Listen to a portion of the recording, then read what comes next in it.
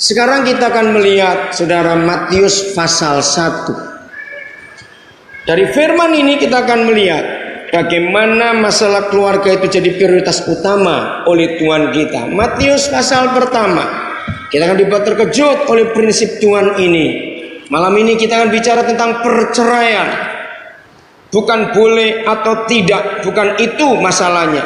Kalau kita bicara masalah perceraian boleh atau tidak, akan kacau nanti. Tapi kita harus mengerti alasan Tuhan mengapa dia melarang orang bercerai. Dia benci. Malaikat 2:16 mengatakan, aku benci perceraian. Tapi kenapa dalam kasus-kasus terjadi seperti ini? Bahkan di gereja Katolik pun orang nggak menghormati pernikahan.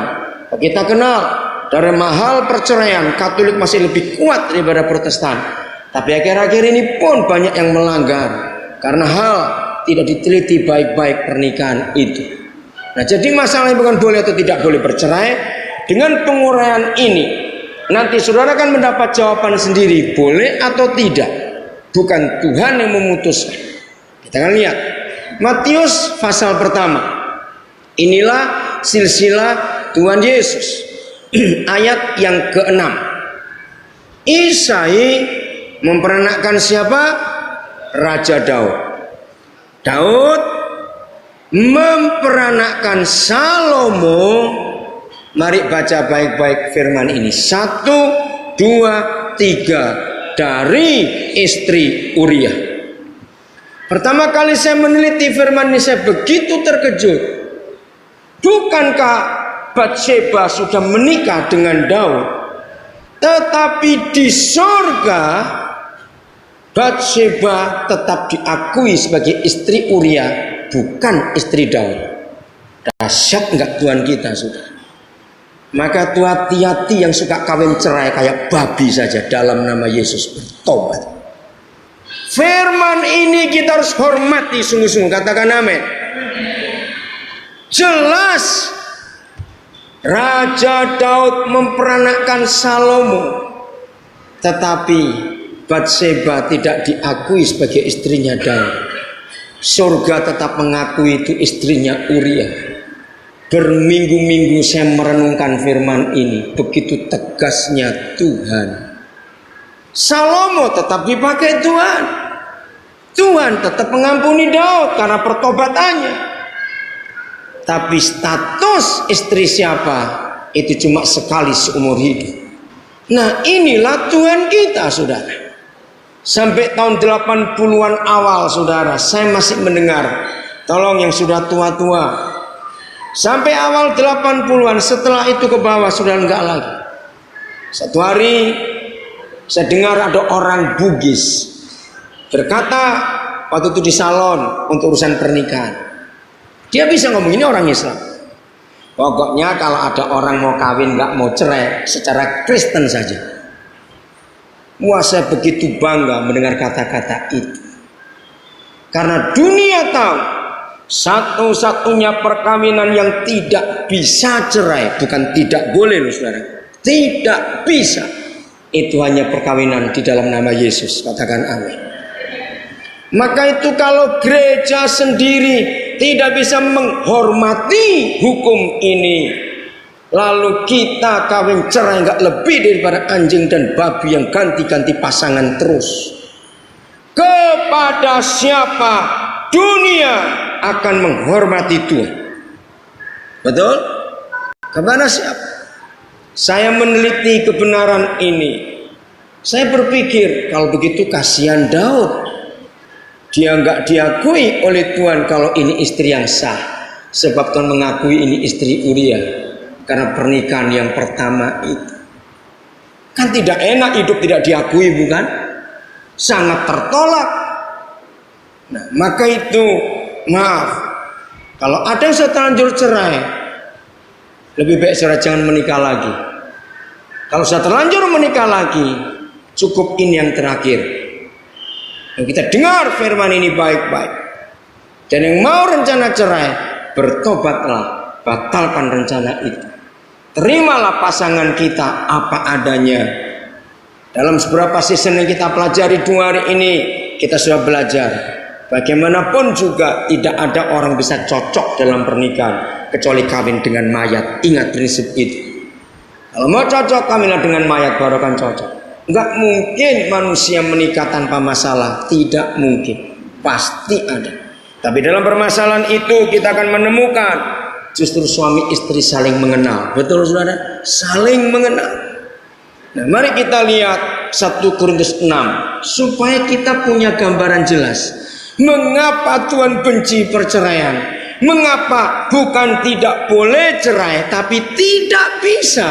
Mengapa? Maka itu jawabannya di sini.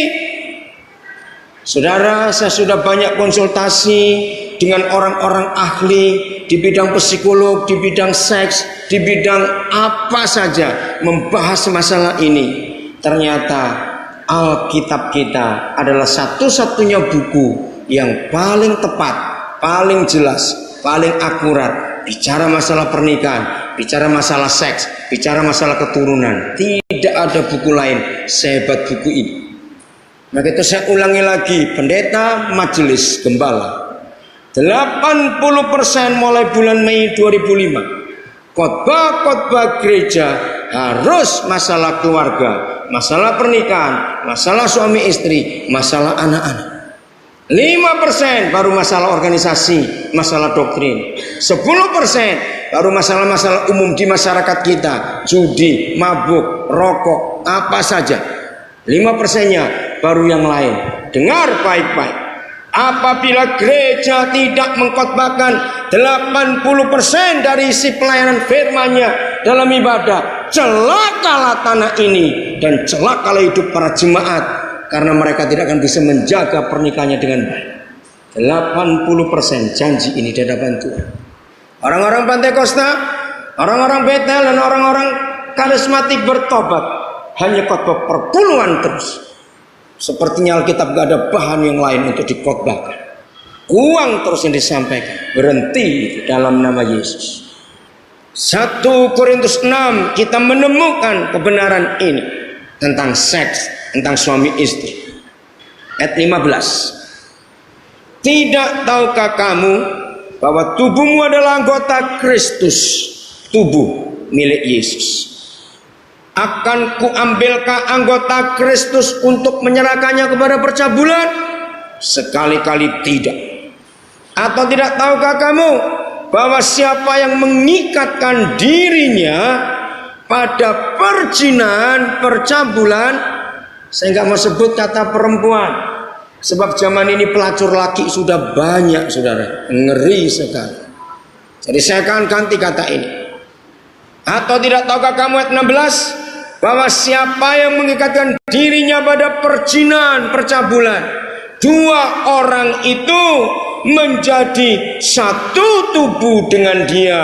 Sebab demikianlah kata firman, keduanya akan menjadi satu daging.